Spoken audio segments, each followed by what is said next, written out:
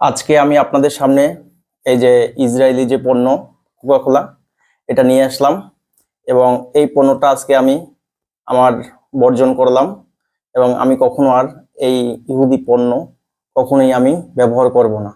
তো আমি আশা করি আপনারাও কখনো এই ইহুদি পণ্য এটা ব্যবহার করবেন না।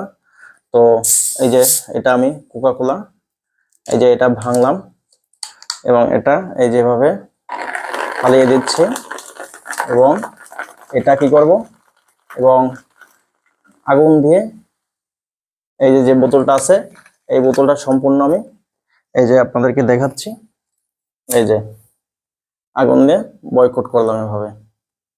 আপনারাও যার যার জায়গা থেকে এভাবে বয়কট করবেন।